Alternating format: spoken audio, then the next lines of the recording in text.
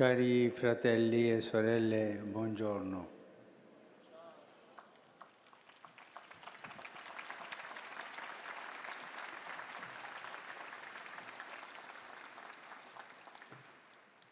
Ieri ho aperto qui, nella Basilica di San Pietro, la porta santa del Giubileo della Misericordia, dopo averla aperta già nella cattedrale di Bangui in Centrafrica. Oggi vorrei riflettere insieme a voi sul significato di questo anno santo, rispondendo alla domanda: ma perché un giubileo della misericordia? Cosa significa questo? La Chiesa ha bisogno di questo momento straordinario. Non dico è buono per la Chiesa questo momento straordinario, no. Dico la Chiesa ha bisogno di questo momento straordinario. Nella nostra epoca di profondi cambiamenti, la Chiesa è chiamata ad offrire il suo contributo peculiare, rendendo visibili i segni della presenza e della vicinanza di Dio.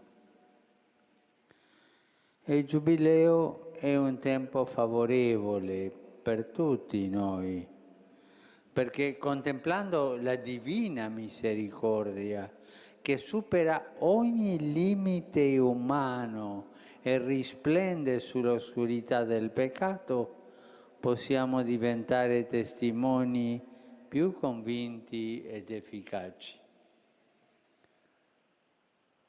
Volgere lo sguardo a Dio, Padre misericordioso, e ai fratelli bisognosi di misericordia.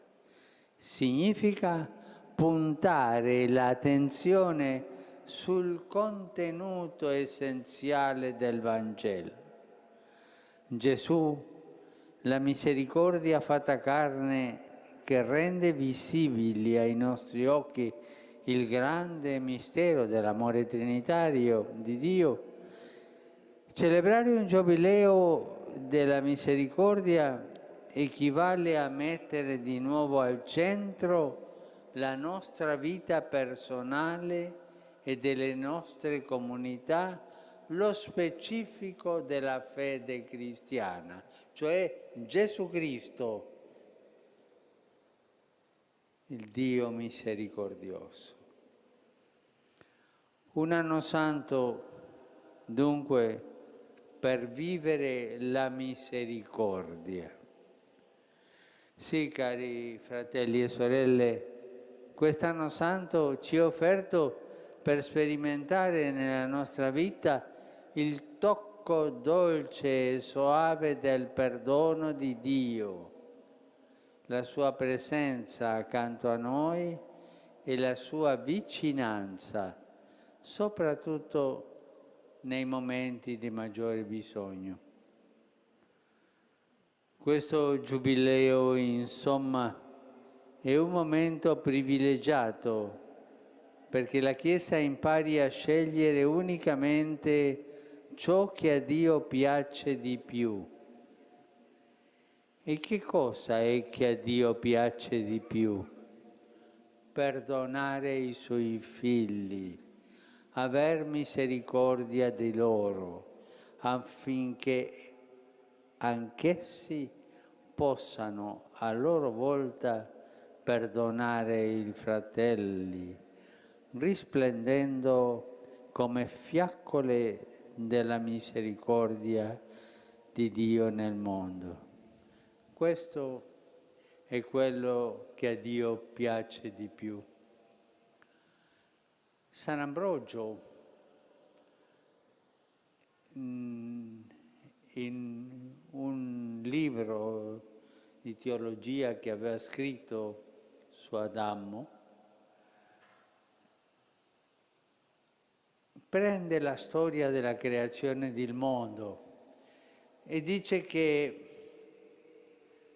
Dio ogni giorno, dopo aver fatto una cosa, la luna, il sole o gli animali, la Bibbia dice, e Dio vidi che questo era buono. Ma quando ha fatto l'uomo e la donna, la Bibbia dice, Dio vidi che questo era molto buono. E Sant'Ambrogio si domanda, ma perché dice molto buono? Perché dice è tanto contento Dio dopo la creazione dell'uomo e la donna?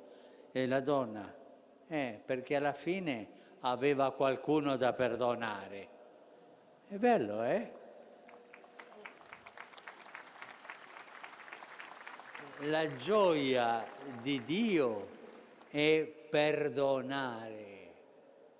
L'essere di Dio è misericordia.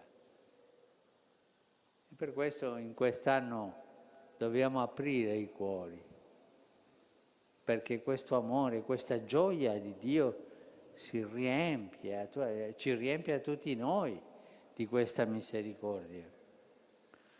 Il Giubileo sarà un tempo favorevole per la Chiesa se impareremo a scegliere ciò che a Dio piace di più, senza cedere alla tentazione di pensare che ci sia qualcos'altro che è più importante o prioritario. Niente è più importante di scegliere ciò che a Dio piace di più, cioè la sua misericordia, il suo amore, la sua tenerezza, il suo abbraccio, le sue carezze. Anche la necessaria opera del rinnovamento delle istituzioni e delle strutture della Chiesa è un mezzo che deve condurci a fare l'esperienza viva e vivificante della misericordia di Dio, che sola può garantire alla Chiesa di essere quella città posta sopra un monte che non può rimanere nascosta. Soltanto risplende una Chiesa misericordiosa.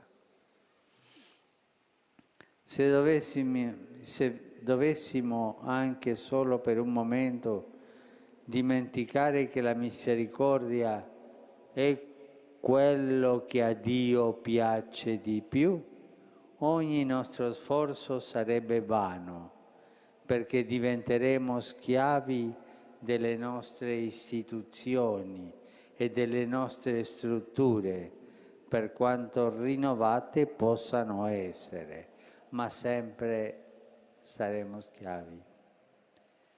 Sentire forte in noi la gioia di essere stati ritrovati da Gesù come buon pastore è venuto a cercarci perché ci eravamo smarriti.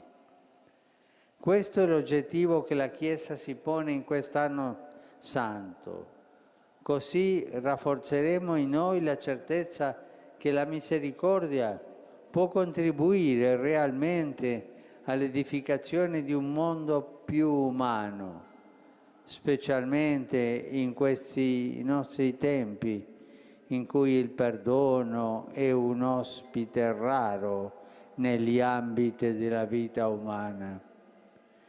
Il richiamo alla misericordia si fa più urgente e questo in ogni luogo, nella società, nelle istituzioni, nel lavoro e anche nella famiglia. Certo, qualcuno potrebbe obiettare, ma padre, la Chiesa in questo anno non dovrebbe fare qualcosa di più? È giusto contemplare la misericordia di Dio, ma ci sono molti bisogni urgenti. È vero, c'è molto da fare e io per primo non mi stanco di ricordarlo, però bisogna tenere conto che alla radice dell'obbligo della misericordia c'è sempre l'amor proprio.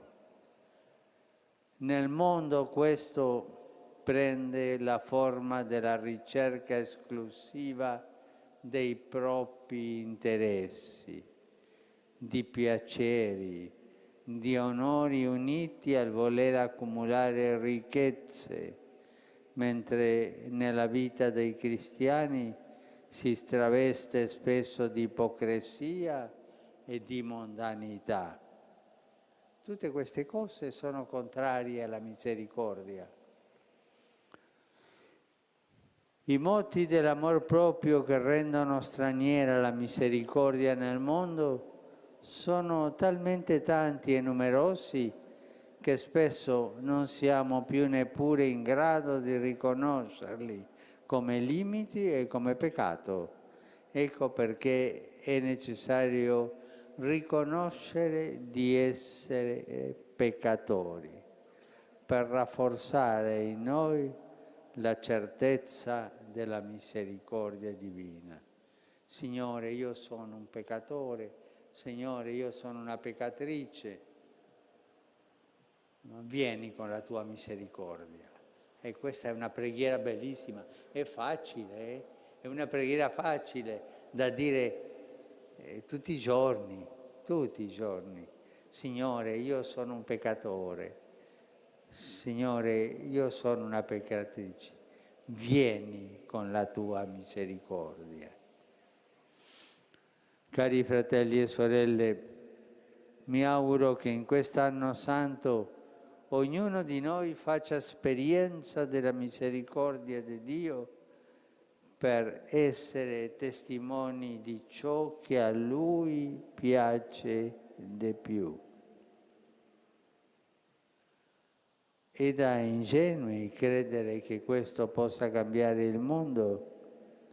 Sì, umanamente parlando è da folli, ma ciò che è stoltezza di Dio è più sapiente degli uomini e ciò che è debolezza di Dio è più forte degli uomini. Grazie.